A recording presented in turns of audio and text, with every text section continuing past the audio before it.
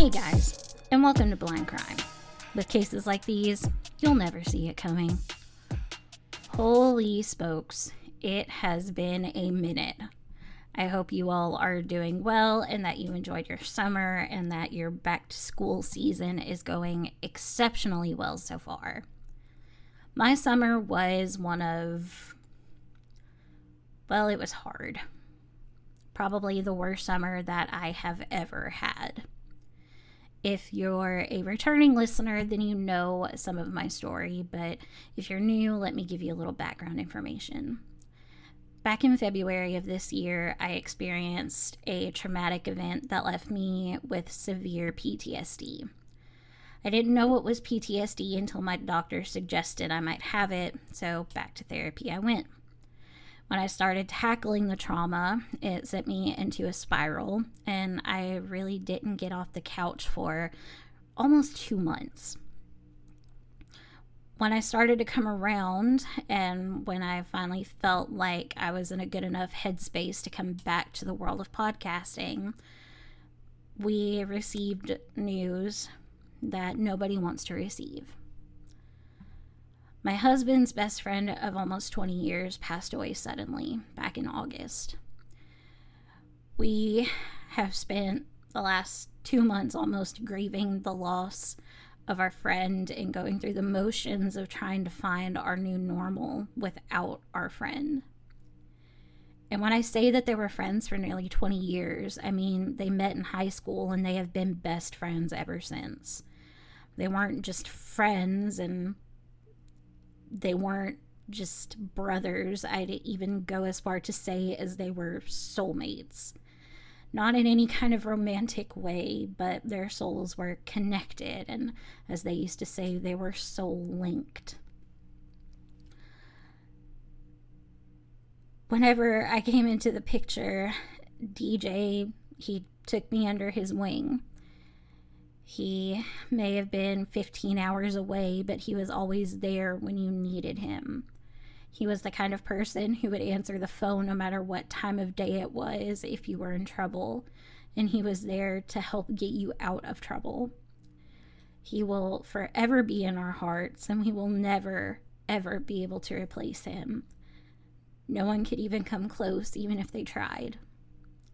So DJ, even though you didn't listen to my podcast, jerk, this one is for you. We love you and we miss you. With all that being said, let's dig in. Serial killers have always fascinated me. Ted Bundy, Charles Manson, their stories make me want to understand the inner psyche of a psycho. And while they may not clinically be labeled psychopaths, it's easy to say, wow, that dude's a total psycho, I say in my best Spinner Mason voice. I've been watching Degrassi The Next Generation, and the way Sinner says psycho, it gets me. But there are some serial killers who aren't really psychotic at all. In fact, they're extremely smart and witty and nice and genuinely good people to the outside world. Some of them are able to play the system in their favor and make themselves the least suspecting person in the room. Some of them are so cunning and sly that they are able to become friends with the police and the detectives who are investigating the very murders that they're at the hands of. This story is one that I didn't even know about until I watched the TV show Mindhunter. I had no idea this person existed, and while watching the show, I had to Google this guy to see if he was real. He is, in fact, real. He was notorious in his prime, starting his killing spree at the age of only 15. He was ruthless, relentless, but like I said before, he wasn't even on the police's radar. This is a story of a giant in stature and serial killer history. And that is why we are kicking off serial season with none other than Ed Kemper. Edmund Emil Kemper III was born December 18th, 1948, to his parents Edmund Emil Kemper Jr. and Clarnell Stage Kemper in Burbank, California. He was the middle child, the only son, having an older and a younger sister. Edmund, or as he preferred to be called, Ed, was a bright boy growing up. He was smart. His IQ at the time of his first arrest was somewhere near 150, which I believe is close to Einstein level intelligence. Fun fact, the highest IQ recorded as of 2024 is a man by the name of Young-hoon Kim in South Korea with a score of 276.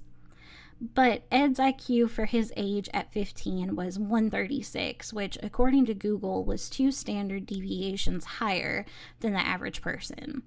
I don't know exactly what that means, but I guess that just shows my IQ isn't nearly as high. Growing up, though, Ed's life was far from perfect. Although he was smart, he was awkward.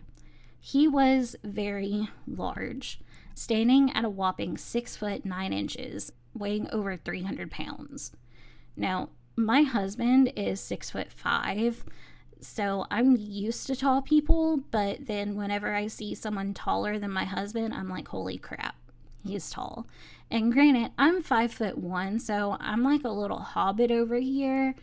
So everybody is a giant to me, honestly, and I get so excited when I see someone who's actually shorter than I am, because it doesn't happen often. But back to the story. Ed was a very large person all the way around, but for his size, he was a very gentle person. There would be people throughout his life that would refer to him as the gentle giant. He was very polite, very kind. He was shy and timid, and he was socially awkward, which I know a lot of people are. To Ed's mother, though, his size just gave her another thing that she could berate him about. After her divorce from Ed's father, Clarnell took a lot of it, if not all of it, out on Ed. She would often say things like, "You're just like your father, you don't deserve to be happy, you don't deserve to be loved, you'll never have a girlfriend, you're a failure, you're a monster." In an interview after he was sent to prison, Ed said that his mother took out her hurt on him because he was a reminder of his father and her failed attempt at marriage. That wasn't the full extent of his mother's treatment of him, though. After the divorce, Ed's mother moved him and his sisters to Montana. When they moved, Ed was around 8 years old, and she made him sleep in the basement. He didn't have a bedroom with an actual bed and toys. He had a cot and a sleeping bag, and the only light in the room was a single light bulb on a string. And the only entertainment that he really had was making friends with the rats that scurried along the edge of the basement floor. And the reason that she did this was because she said that she was afraid that he was going to molest his sisters. And if there was reason to suspect that, then why not get him help instead of sending him to the basement to live? Because, I mean, he's in the rest of the house with everybody, so couldn't he still do something to them if he wanted to? I mean, just look at Josh Duggar and how he was able to get away with what he did to his sisters. Like, they weren't sharing a room or anything, but he still made a way to figure out how to get to his little sisters, you know? So, I don't know.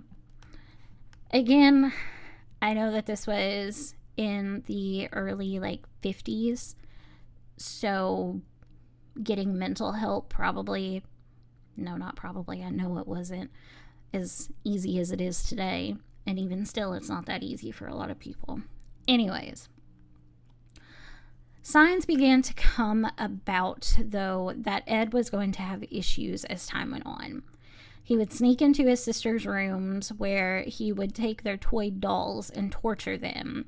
He will pull their heads off, and in an interview, he said that there was a sexual component to him taking their heads off.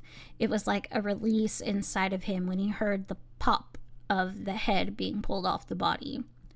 This behavior quickly escalated, and the target switched from toy dolls to the family pets. Ed buried the family cat alive, then a few days later dug up and decapitated it before placing its head on a stick. Shortly after, there was another cat that went missing, and Ed later confessed that he had killed that cat as well. With his new behavior, Ed's mother began berating him more and more, isolating him and keeping him at bay from the rest of the family. When Ed was 15, he'd had enough of his mother's lack of attention, and he decided to run away in the middle of the night to his father's home. Ed and his father had a pretty close bond whenever he and Clarnell were married, so he thought that his father would be a better place for him to be. However, when he arrived at his father's house, he was greeted by his new stepmother, whom, from what I can tell, he didn't know anything about. Instead of finding his safe haven, Ed found himself once again in a place where he didn't feel wanted. His stepmother even said that Ed's presence gave her migraines. So instead of dumping the wife, like a good parent should in that situation, Edmund Kemper Jr. sent his son to live with his parents, Ed's grandparents, Edmund Emil Kemper Sr. and Maud Kemper.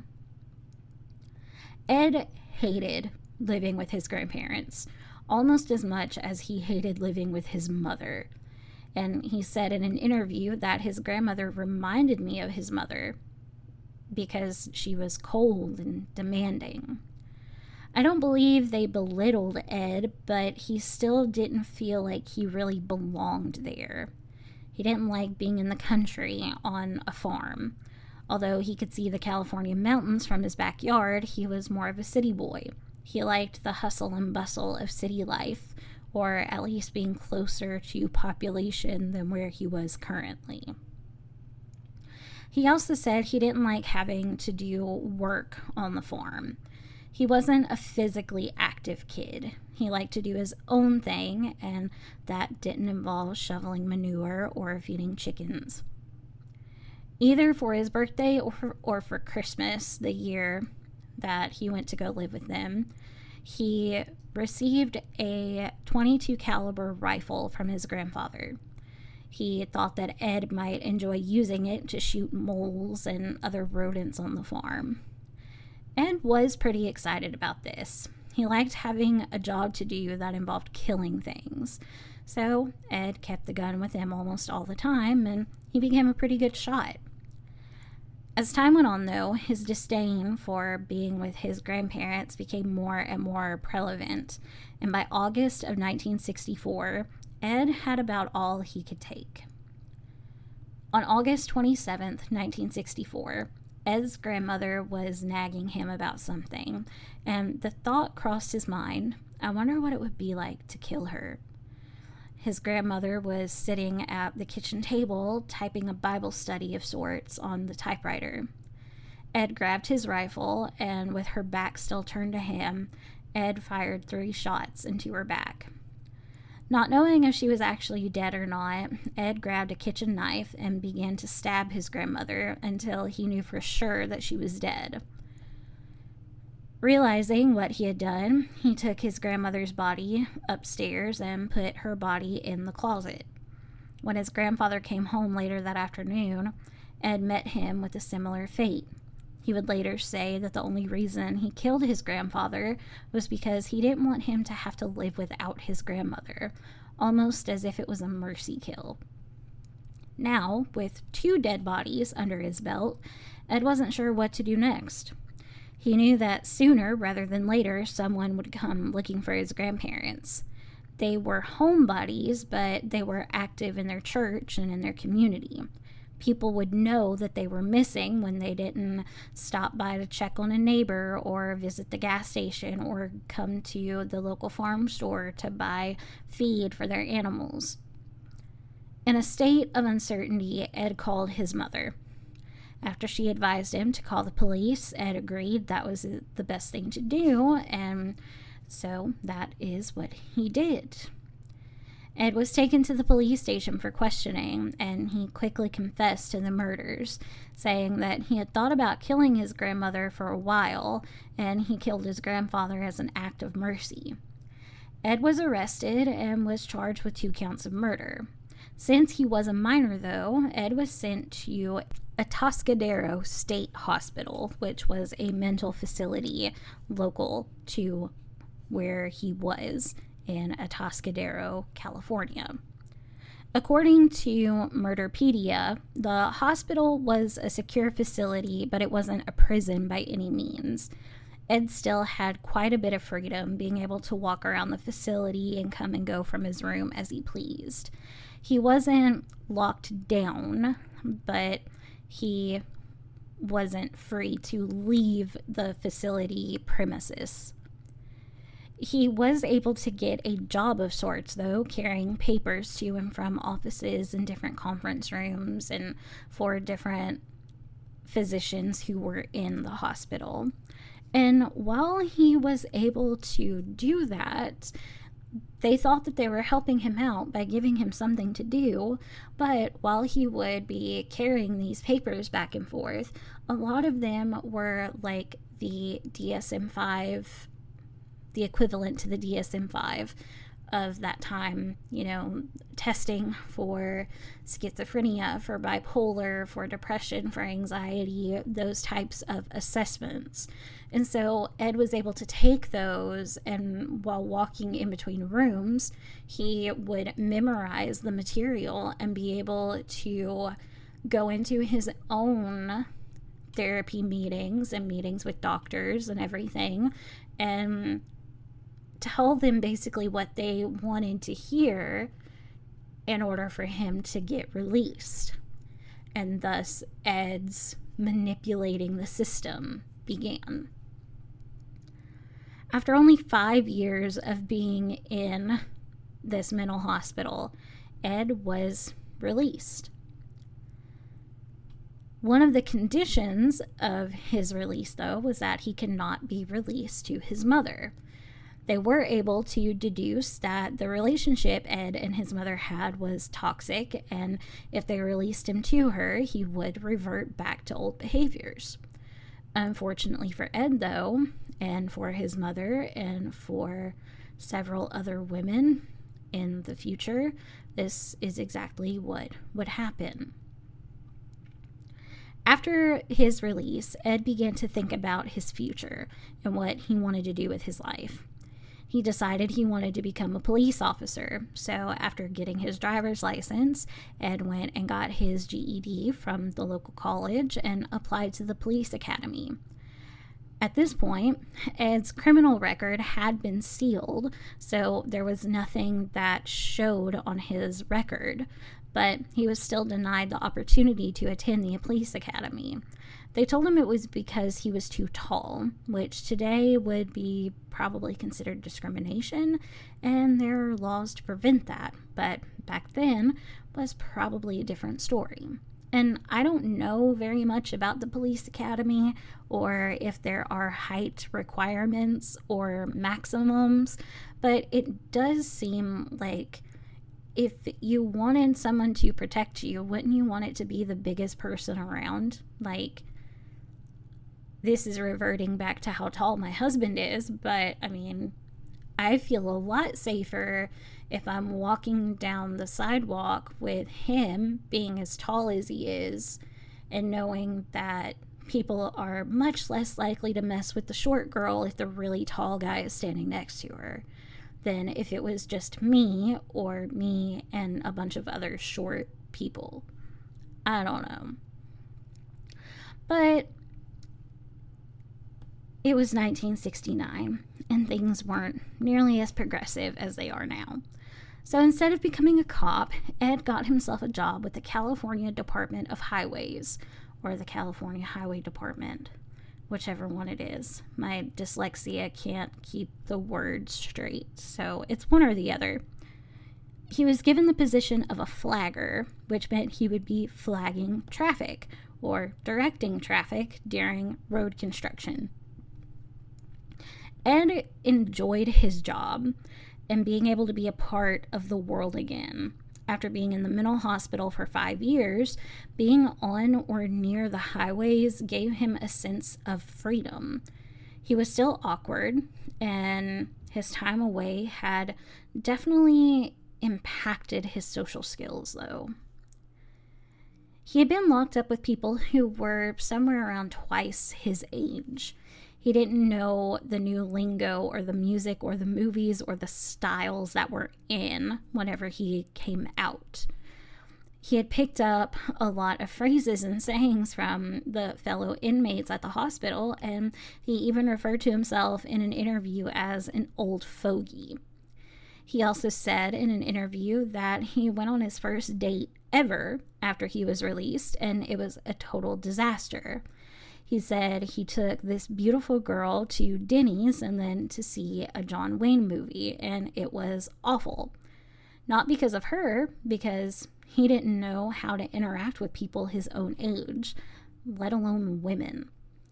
I don't know about you, but Denny's in a movie sounds pretty great to me, but that's just me. After that disaster, Ed just didn't know what to do. So he would go to work and he would come home. Eventually, he had saved up enough money to buy a motorcycle, which made him feel cool. Unfortunately, though, he wrecked the motorcycle a short time after buying it. There was a settlement involved in his wreck, though, and he was able to take that money and buy himself a used banana yellow 1969 Ford Galaxie 500. I don't know much about cars, but this seems like a pretty sweet ride for the time. 2 doors and a big back seat. I would imagine that it was a popular vehicle for kids to have. The yellow wouldn't be my first choice, but hey, to each their own. After Ed got his car, he was also able to move into his own apartment, where he was finally able to be away from his mother. The distance was good for them both, but the nagging words he'd heard his entire life didn't go away with the separation. Ed's mother worked at the local college, and she would often tell Ed about the pretty girls there who would never, ever, ever, ever, ever be interested in Ed. They were too good for him, she would say. He was too much of a failure to deserve girls like him, she would taunt. In an interview, Ed said that he would ask his mom to introduce him to some of these women, and she always refused before spouting off something mean to him. Despite this, though, she did give him a parking pass for the college so he could come to the campus.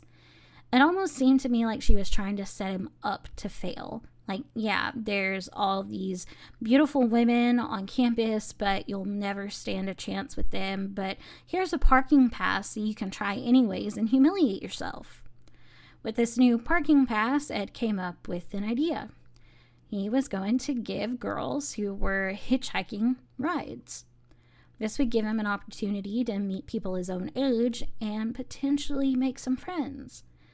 Ed really loved to drive, and he knew all of the back roads and highways like they were the back of his hand. It was the perfect idea in his mind, and so that's what he did. He would drive around after work and on his days off and just look for someone needing a ride. In an interview, he said that he probably gave rides to over 150 people just because they were looking for one. He said they weren't all women, rather men and women of all ages, but he did try to pick up more women than men. But that was mostly because there were more women trying to hitchhike. At first, it was simply him trying to do a good deed. He thought about the things he could do to these women he picked up, but he didn't act on it. Instead, he just tried to be nice and polite and make connections with people. It just made him feel better about himself. Or at least that's what he probably wanted you to think. When Ed wasn't working or giving people rides, he would frequently be found at a bar called the Jury Room, which, side note, I think that is such a cool name for a bar. This was the bar that the local police would come to and kick off some steam after their shift. Since Ed had wanted to become a cop, this was the next best place for him to be. He ended up making friends with the police force, and they enjoyed the conversations they would have with Ed, and even began calling him an honorary cop. Eventually, they would give him his own badge as well as a pair of handcuffs.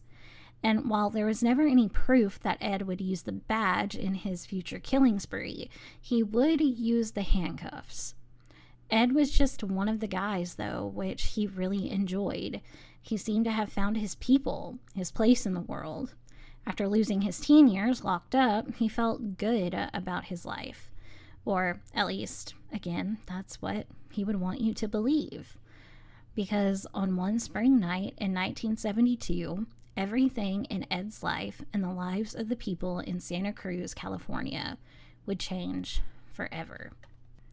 On May 7th, 1972, two students from Fresno State College, Marianne Pesky and Anita Luchessa, were standing on the side of the road hoping to catch a ride. During the whole free love movement in the 60s and 70s, hitchhiking had hit an all-time high. While it wasn't a safe means of transportation, many people wanted to believe that the men and women who picked them up were good people, and for the most part, they were.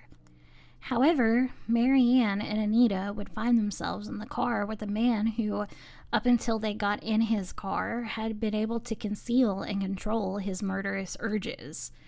In his yellow two-door Ford Galaxie 500, Ed approached the two women, glancing down at his watch to make it seem like he was debating whether or not he had time to pick them up and give them a ride. When he pulled up to the pair, they were grateful, but one of them seemed to be a little leery of Ed, whether it was her intuition talking or just because of the sheer size of Ed. She wasn't too keen on getting into the back seat of his car. In an interview, Ed had stated that one of the girls had given him a, quote, sexy look and was being a bit flirtatious with him. But he said the one in the back was much more interesting to him. She had dark curly hair and blue eyes and kept looking at him through the rearview mirror. Ed drove the two women around for a while before finally taking them to a desolated spot in the middle of nowhere. After stopping, he took Anita and put her in the trunk of his car. Once she was in the trunk, he took Marianne, handcuffed her, and then placed a plastic bag over her head. He leaned her over the back of his car, and with a strip of cloth from somewhere in his car, he wrapped it around her throat and began strangling her. Marianne fought back, though. She bit a hole through the plastic bag and managed to maneuver enough to loosen the cloth around her neck. When this happened, Ed, in a fit of rage, pulled a knife from his pants pocket and began stabbing Marianne. He was surprised that she didn't immediately die, though, and ended up slitting her throat to speed up the process. After Marianne was dead, Ed went after Anita, stabbing her until she bled out. In an interview, Ed said that he panicked after killing the girls. He put both of their bodies in the trunk of his car and then couldn't find his keys. He thought he'd locked them in the trunk with the women, so he began to run, when suddenly he stopped and began feeling his pockets, where he then found his keys. When he realized that he had the keys, he went back to his car, got inside, started the engine, and then went home to his apartment. How he managed to do it, I'm unsure of, but once at his apartment, he took Marianne's body upstairs and dismembered her, including removing her head, just as he used to do with his sister's toy dolls. The very next day, Ed had a meeting with his parole officer. He went through the meeting without a hitch and was even told that he seemed totally adapted to his life outside the hospital and he didn't seem to be a danger to society. All while 2 dead bodies, mangled and broken, were in the trunk of his car. On his way home, Ed disposed of the body parts in various locations, but he kept Mary Ann's head for an unknown amount of time. Mary Ann and Anita's families immediately knew that something was wrong when the 2 didn't show up where they were supposed to be going. They called the police, but they were told that the girls probably just ran away and that they would show up in a few days with their friends or boyfriends. While Mary Ann's body would eventually be found, Anita's body is still missing to this day. Ed's next kill wouldn't be until a few months later. He used his relationship with the cops that visited the jury room to gauge if the bodies had been found or if they had any leads on what had happened to them. When Ed thought that he was in the clear, the urge to kill took hold of him again, and on September 14th, 1972, Ed would pick up 15-year-old Aiko Koo, who was trying to get to a dance competition across town. Aiko Koo was studying Chinese ballet, and she was on her way to becoming someone in the industry. She was an exceptionally talented dancer, and her dreams to become famous doing what she loved was slowly becoming a reality. Unfortunately for Aiko, her fame would come from her death rather than her success. Reminds me of one of our previous episodes, Rachel Barber. When Ed picked Aiko up, she immediately knew that something wasn't right. Within minutes, Ed had pulled the gun out and told her that he wasn't going to use it on her, he was going to use it to kill himself, but she had to do everything that he said or she would get hurt. He then slid this gun back under the driver's seat and drove up into the mountains, turning off on a side road where they could not be seen. When they stopped, Ed got out of the car and went into the trunk to get something. When he returned, the car door had locked. Aiko was sitting inside the car, staring at the giant on the other side of the window. Ed begged her to unlock the door and let him back in the car. He told her that as long as she did what he said, he wouldn't hurt her. Aiko listened and unlocked the door, only to have Ed immediately tape her mouth shut and hold her nose until she passed out. When she came to seconds later, Ed strangled her until she stopped breathing. Once she was unconscious, Ed took her out of his car and laid her on the ground, where he then raped her. Before she could come to, Ed took the scarf she'd been wearing around her neck and strangled her with it, this time making sure that she was dead. Once he had done what he had to set out to do, he placed her body in his trunk and went to see his mother. After seeing his mom, Ed went home where he took Aiko into his apartment and dismembered her, just like he'd done with Mary Ann and Anita before he disposed of her body. Aiko was quickly reported missing when she didn't show up to her competition, which I've also read was a dance class and not a competition, but either way, she wasn't there, and her friends and her family worried. And just like with Mary Ann and Anita, Aiko's disappearance wasn't taken seriously, despite the fact that she was only 15.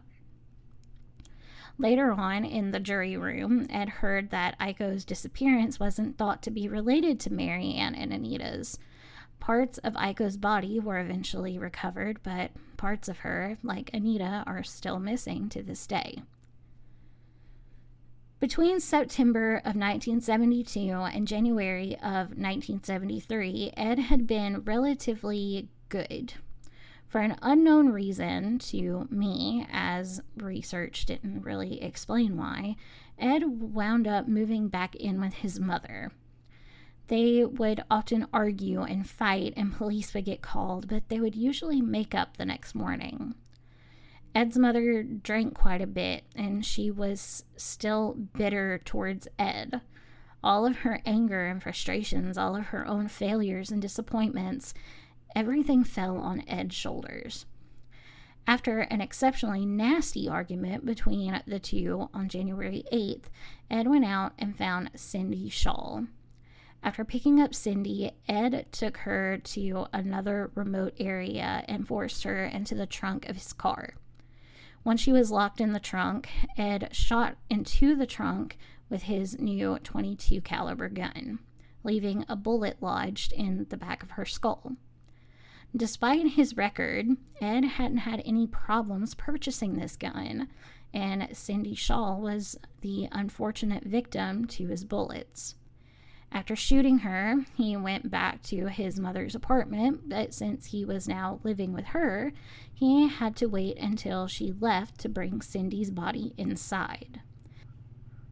After his mother had left, Ed brought Cindy inside so that he could have sex with her body, and then moved her to the bathtub where he dismembered her. He put her body parts in plastic bags and threw them over the top of a mountain, except for her head. This time, to keep Cindy close to him, he buried her head in his mother's backyard where he could see the makeshift grave from his bedroom window. Unlike his previous victims, though, all of Cindy's body parts were found, and rather than within months after the death, she was found in less than 24 hours. 27 days later, on February 5th, 1973, Ed would pick up his next two victims. Boldened by his ability to get away with the murders thus far, and with little to no suspicion on him, Ed didn't even wait until he was out of the city limits when he shot and killed Rosalind Thorpe and Alice Liu. He'd picked them up from the college, and as soon as they were far enough away from the school, he raised his .22 caliber gun and shot Rosalind in the face, killing her immediately. He turned to the back seat and aimed the gun at Alice. Unlike Rosalind, though, Alice didn't immediately die, and so Ed had to stop the car and aim the gun just like he had done with Rosalind. He pulled the trigger one last time, and then Alice was dead. After killing the women, Ed stopped and got gas and then returned home to his mother's duplex. He waited until the next morning when his mother left for work and then brought Rosalind and Alice's bodies inside where he had sex with their bodies and then dismembered them, removing the bullets from their bodies and then disposing of the severed body parts in various places. I wish that I could say that this was the end of Ed's killing spree, but it isn't. On the night of April 19th, Good Friday of 1973, after a short day at work, Ed came home from his mother's duplex where another fight between the two of them took place. Clarnell blamed Ed for her not being able to keep a man, saying, "You're the reason I haven't had sex in 7 years, my murderous son," referring to his grandparents. Then she said, "I guess you'll just want to stay up and talk all night now, huh?" before going to bed and slamming the door in Ed's face. Ed had hoped that instead of a fight, his mother would have said something, anything, to make him not want to kill her, but she didn't. You see, Ed had wanted to kill his mother ever since the day she banished him to the basement when he was 6 years old. Every animal he killed, every doll head he popped off, his grandparents, every woman that got into his car, he killed them so he wouldn't kill her. In his mind, she was the reason he was a killer, and he knew that if he killed her, his thirst would finally be quenched. So in the morning of April 20th, 1974, Ed got a hammer from the kitchen and went into his mother's room. While she was asleep, Ed took the hammer and began to bludgeon his mother to death. He mutilated her body, beheading her within minutes. He removed her larynx and cut out her tongue, then used her head to pleasure himself. In an interview, Ed stated that, "Well, I guess you've had sex now, Mom." After pleasing himself with her head, he took her tongue and larynx to the kitchen, where he tried to dispose of them in the garbage disposal.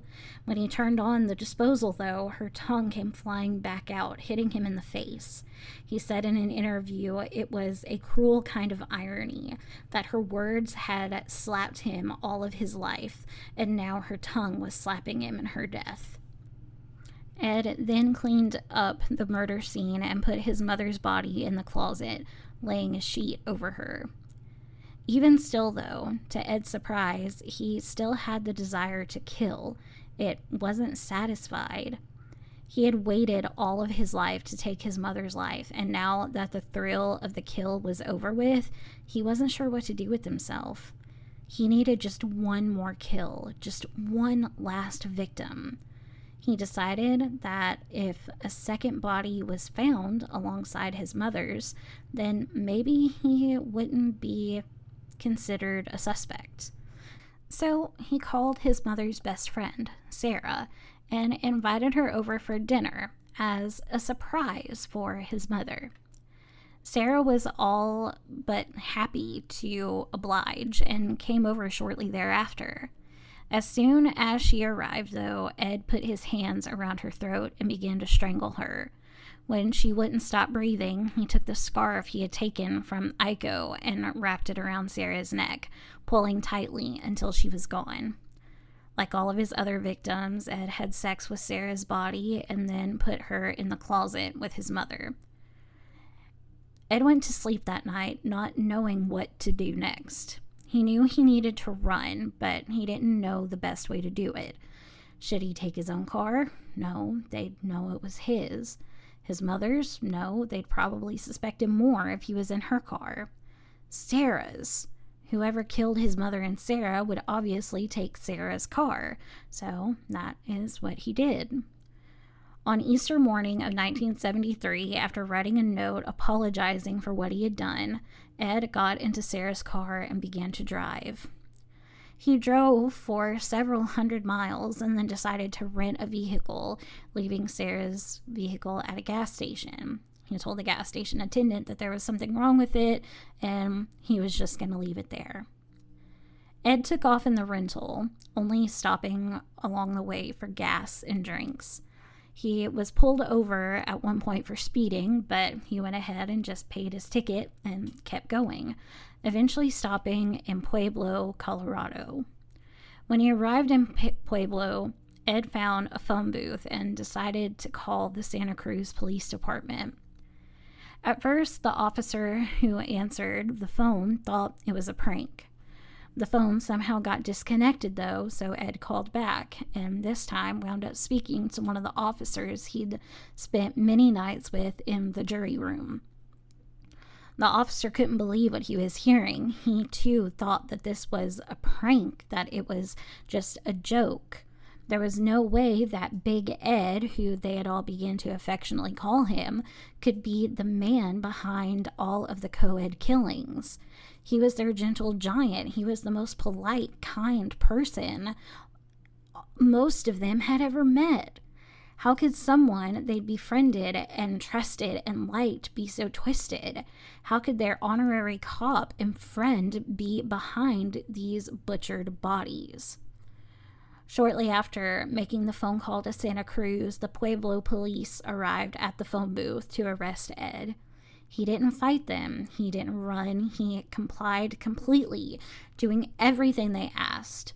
He was escorted back to Santa Cruz, where he pled guilty to the murders, taking full responsibility for what he had done and talking openly and honestly with the police about everything. He even took the officers to all of the places where he'd disposed of the bodies, including Cindy's head in his mother's backyard. It didn't take long for police to find Cindy's skull once they began digging. Because of Ed's willingness to confess, his public defender had really no other choice but to try and plead insanity. But it was clear that Ed was not only not insane, he was one of the most competent men that had ever sat before the court. Despite witnesses and doctors from the hospital he had been at as a teenager, no one believed that Ed was insane. After a 3-week trial and only 5 hours of deliberation, Ed was found guilty of first-degree murder on all 7 counts. Ed asked the judge for the death penalty, saying he deserved to be tortured to death, but California had pretty much done away with the death penalty by the time of Ed's sentencing. Instead, he was sentenced to life in prison with eligibility for parole. Edmund Emil Kemper III is still in prison to this day, despite having 3 separate parole hearings, each one of them denied. It is still believed to this day that if he were to be released, he would kill again. And that is the case of Ed Kemper, the co-ed killer. This case fascinated me. And it fascinated me because of the way that Ed Kemper just talked so openly about his crimes. I will have a link to, it's a compilation of interviews of Ed Kemper in prison. I'll put that in the show notes. But it is just, there's just something about the way that he spoke and the way that he so matter-of-factly said things. And he was polite. He was kind. He was, you can tell that he is a little bit strange, but if I were to just be overhearing him, I might think, oh, that's an interesting person. But my first thought would never be that he was a serial killer. I don't know. In my research, there were claims that he was also a cannibal, but I could not find substantial things to back that up with. So I don't know for sure if that's true or not. We know that he murdered. We know that he was into necrophilia. I don't know about the cannibalism part. There were things that did get left out of this. Like always, I cannot cover every single detail. And this was a big case to come back with. It has been several months since I have recorded anything. And this was a big task to take on to do, and I tried to do my best. There was not just a ton of information about each individual victim. The most information that I could find was on Aiko Ku, and that was her dancing.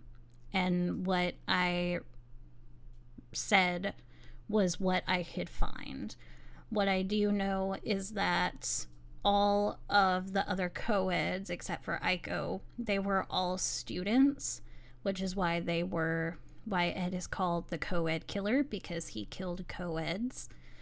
He said in an interview that he was an American and he killed Americans. He was a human being and he killed human beings. I would just like to point out that he did not just kill human beings, he killed animals too. So, there is that. There is so much more that I could say about Ed Kemper, but I want you guys to listen to the audiobook that I have linked below, watch the interviews that I have linked below, read up on Ed Kemper, and just look for yourself at how just fascinating this guy is. But most importantly, I want to remember the victims. Maud Kemper, his grandmother, Edmund Emil Kemper, his grandfather, Marianne Pesky, Anita Luchessa, Aiko Ku, Cynthia or Sydney Shaw, Rosalind Thorpe, Alice Helen Liu, Clarnell Strandberg, or Clarnell Stage, his mother, and Sally or Sarah Hallett. All of their lives were cut short because this man was so depraved. This man was so mentally messed up, And I know that when it comes to psychopaths and serial killers and everything, there's the nature versus nurture.